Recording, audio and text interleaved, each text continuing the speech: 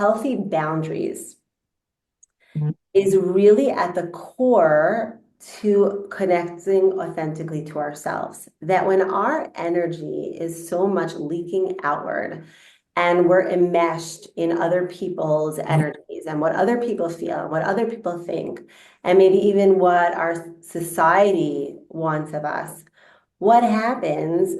We can totally lose ourselves and completely lose a connection to ourselves and lose who we really authentically are. What is our authentic voice? What are our authentic needs? What are our authentic desires?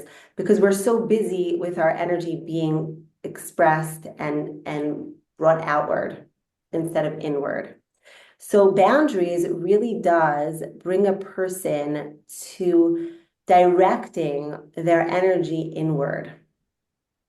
So I really feel like, wow, actually, this is a perfect segue into the year and a perfect transition from this idea of turning into ourselves and getting back into the year is really learning how to cultivate and create healthy boundaries for ourselves. So now I want to first do a small, hi Lorenzo, welcome. So happy you're on here. So before we start, I want to do just a quick exercise, just a check-in, because I do feel that this is a topic that brings up a lot. I've taught this in a number of places and with a number of groups. And I feel like of all topics that we discuss, this is one that brings up a lot for people, boundaries. And I think most people that I meet, there have difficulty or challenge. It's challenging for them to create healthy boundaries with others and knowing when to say yes, when to say no, how to really preserve their energy and their energy space. So I want to just do like we'll just do a quick check-in with everyone. If you could just take a moment to just like put your feet on the floor and feel your feet on the ground. And maybe your back just against the chair. Take a few deep breaths.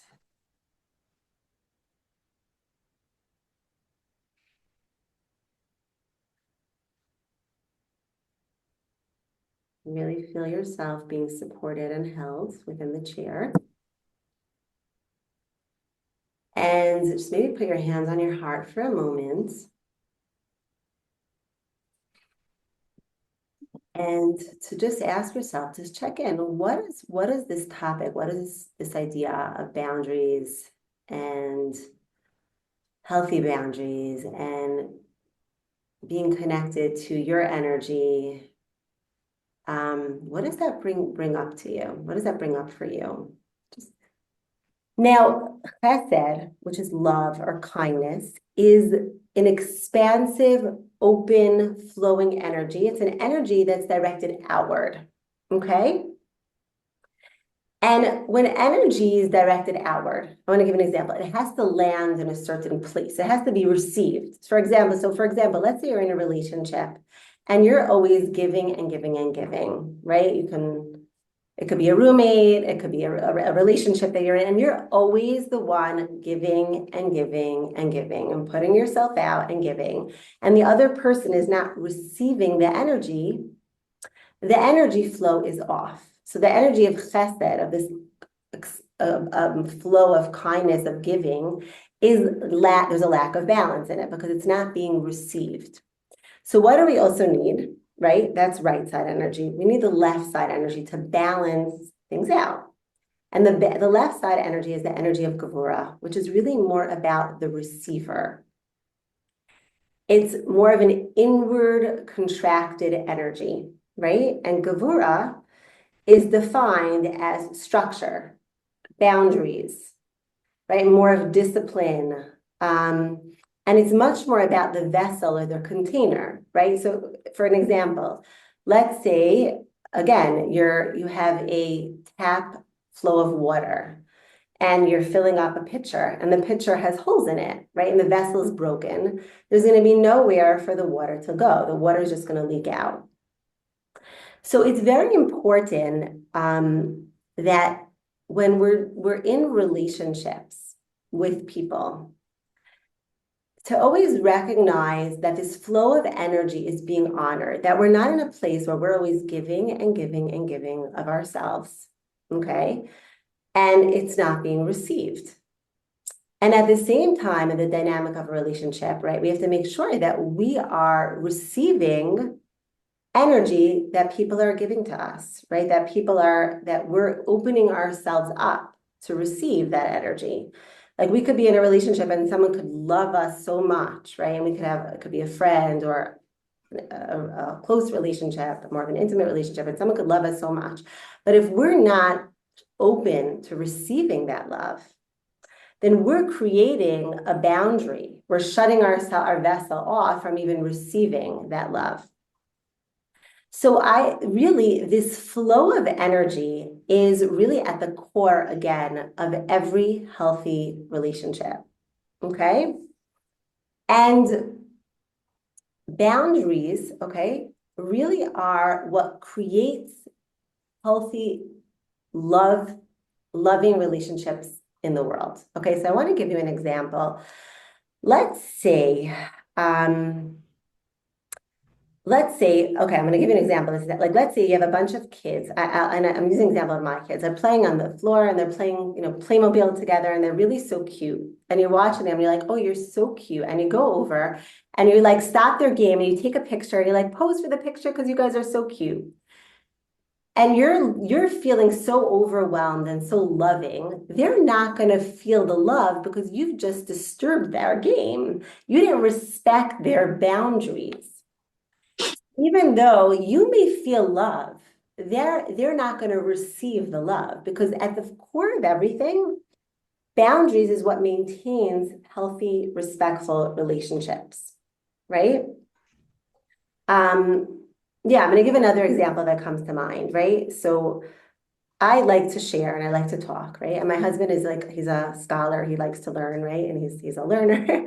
So he'll be sitting at the dining room table with a book open and wanting to learn. And I have something that's brewing inside me that I want to share. And it could be something really exciting and really so nice to share. And I could feel so open. But if I'm going to share that with him when he's in the middle of focusing and concentrating on something, he's not going to feel the love. He's going to feel like, even though I'm sharing something that may be very loving and very connecting, because boundaries are required to create loving relationships. Without boundaries, there's no love, there's no connection. So I want to kind of like zone out and really notice how boundaries are at the core of love. Okay? So again, what we're doing right now is we're challenging a lot of the beliefs and a lot of the perspectives that we have. Because all of us, right? And this is really what we're going to do in today's class, and we're going to be continuing to do throughout the next few weeks when we discuss boundaries, is we're going to open ourselves up to seeing boundaries at their core, at what they are, which is going to really shift and challenge a lot of the belief systems that we have around that. Okay? Yeah, and now a lot of our attachment style, what we spoke before, Miriam, you asked that question about codependency. Attachment styles are created as a young child through this safety of energy, a flow of giving and receiving, right? That a child, when they're young, a child is the receivers and the parents are the givers. That's how a healthy parent-child relationship is. The parents are giving and giving unconditionally with unconditional love, unconditional support, emotionally, physically to a child, and the child is receiving. And again, when that relationship is not respected, and when children start becoming responsible for their parents, for their primary caretakers, and they become the givers, and they're not receiving emotionally what they need, they're not getting the physical support that they need, the emotional support that they need, what happens? Automatically, as adults, which is probably all of us who are here have experienced that, we just have an unhealthy relationship with boundaries. And so it's very important to just recognize that it's normal, right? All of us who are here honor our feelings, because I feel all of us, I mean, I know many of you well personally, and I think that, you know, all of us now are healing a lot of our inner children that really developed an unhealthy connection to ourselves and a lack of connection to our authentic voice. And again, this enmeshment in others because of this unhealthy giving, receiving flow of energy. And this flow of energy, again, is at the core of the universe. The world works on a flow of energy, a healthy flow of energy of giving and receiving, giving and receiving. So again, for when it's not honored as a child, to know that there's a lot of rewiring, and that's really that's necessary. And that's really what we're going to do here, is really recreate new beliefs and perspectives. Okay, so maybe I'm going to go a little bit further on, and then I want to open up for some questions. So again, what happens? I want to go over again what happens when this respect and this flow of energy is not honored, of the giving and the receiving.